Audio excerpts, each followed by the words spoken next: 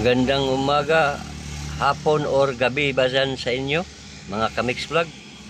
May tingnan tayo ngayon na isang Honda Beat version 1. Ayaw mag-charge. Na inaayos natin to una, hindi ko lang nakuha ng vlog kasi ayaw umandar. So tapos na nakaandar siya, so ito na naman yung problema niya. Itong regulator natin, tingnan natin muna kung may continuity ba. Dito tayo sa diode sign, yan. So tutusokin natin yan dito sa baba, sa left side ng ating regulator, yung negative doon sa baba, at sa itaas naman yung red. So tingnan nyo, ganyan. Diyan po tayo sa positive, at doon sa itaas yung ano natin, at yung sa itaas natin guys, yung stator. So tingnan natin to kung may continuity ba siya. Hindi siya mo charge. Ito guys, wala tayong nakuhang continuity. So ibig sabihin guys, sira na itong regulator na ito. Sunog na o nawala mo Papalitan to natin ang bago. Yang diode sa ilawan na. Nagkubain yung motor ko. Na siya. Ano? Pati battery guys, nasira din. So dito tayo guys. Itong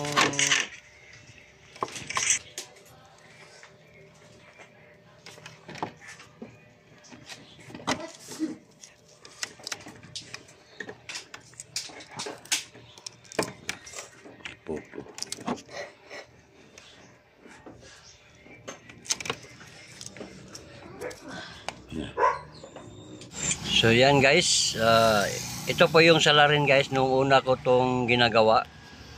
Itong yellow red ay wala nang laman sa loob. Tingnan nyo, sa may sakit na yan At ito ring yellow green ay wala ring laman. So pinutol ko yan at ikinabit ko ulit. So yun, gagana siya. Tapos okay guys, ito po yung sira guys. At may pinalit na tayo na bago. Ito bago na to. Bago lang bili natin yan. So tingnan. So okay, i-kickstart natin, paandarin natin. So muna natin ikakabit itong positive nya. Hayaan muna natin yan, tapos i-kickstart natin. Titingnan natin pag umandar yan na walang battery, ay ibig sabihin good na ang ating unit. So ganyan lang guys pag test ng okay ang ating regulator. So okay, i-kickstart natin. Switch on. Kickstart tayo. Ayan guys, one click guys. So karga na yan guys. Kanina hindi yan naandar pag wala ito kasi sira yung regulator natin. So ngayon okay na siya. So, dito na naman tayo sa kanyang handle, sa kanyang brake, yung master niya dito. May nabili na tayo doon. Pati busina guys, ano natin kasi hindi yan pagkalagay nila sa busina. So okay, tingnan muna natin kung ilang karga na siya. Ikakabit muna natin tong battery, tapos tingnan natin. So ito guys, ilalagay natin sa DC. Yan, naka DC na. Yan guys, nasa 1360 na siya. So ibig sabihin guys, good na to. Kuan ka na, rev natin. Sige. Yan. Lumagpas ng 14 plus pa 15, delikado na yan. So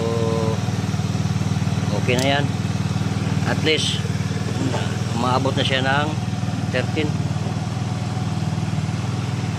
Tapos ito po yung battery guys na naisira niya guys. Nasisira yung battery niya. Yan. So iti-testing natin yon. Kasi hindi lang kaysa nalubat siya, na ano pa siya, na yan guys oh, nag-10 siya guys, pero umano na yung ano niya dito, yung tubig lumalabas na, so wala na to. Pag kinabit natin to dito, yung 10 volts na yan, hindi yan nakapalo dito kasi sira na to, bumaba pa yung ano niya. So okay guys, ikakabit na lang natin to, tapos doon na tayo sa harapan. Okay guys, na-symbol na natin lahat, andarin na natin guys.